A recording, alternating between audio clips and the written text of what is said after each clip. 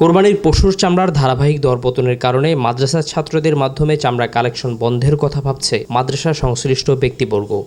বিপুল খরচের বিপরীতে সামান্য আয়ে লোকসানের মুখে পড়েছে মাদ্রাসাগুলো। ১ লক্ষ টাকা খরচ করে ৬০ থেকে ৭০ হাজার টাকা চামড়া বিক্রি করতে পারছেন না মাদ্রাসার কর্তৃপক্ষ। ফলে কোরবানির পশুর চামড়া কালেকশনে কোনো ইতিবাচক দিক দেখছেন না মাদ্রাসার কর্তৃপক্ষ।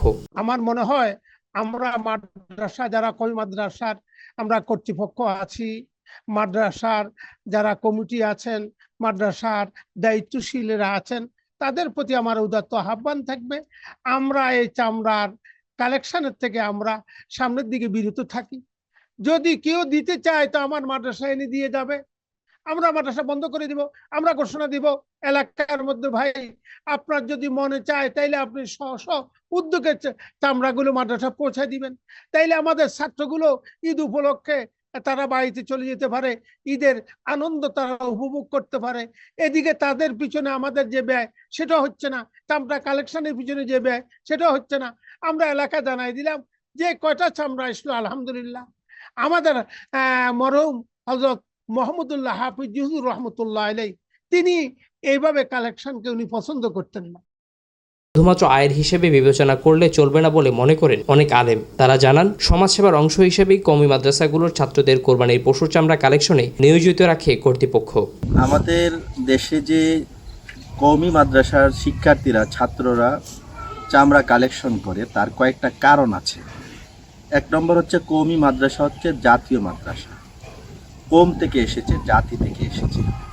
এজন্য কওমি মাদ্রাসার ছাত্ররা আমাদের জনসাধারণের উপকারার্থে, জনসাধারণের উপকারের জন্য, কুরবানিটি করার জন্য তারা স্বেচ্ছায় কাজটি করেন। কারণ এত লোক পাওয়া এবং বিশেষ করে কুরবানির পশু জবাই করার বিষয়ে সবাই চায় একজন ধার্মিক মানুষকে।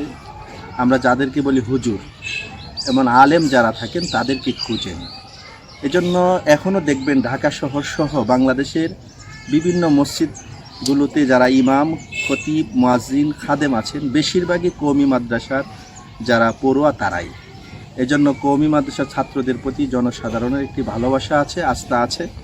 এজন্য মাদ্রাসা কর্তৃপক্ষ জাতির উপকারের জন্য ছাত্রদের মাধ্যমে এবং শিক্ষকদের মাধ্যমে তারা এই চামড়া নয়, মূলত গরু জবাইয়ের জন্য, পশু জবাইয়ের জন্য ব্যবস্থা করেন। প্রতি বছর বাংলাদেশে প্রায় ১ কোটিরও বেশি পশু কোরবানি হয়। ন্যায্য মূল্যে চামড়া বিক্রি হলে মাদ্রাসাগুলো সহ দরিদ্র সমাজের মানুষজন উপকৃত হতেন বলে মনে করেন বিশেষজ্ঞরা। সুফিয়ান ফারাবী, নূর নিউজ, ঢাকা।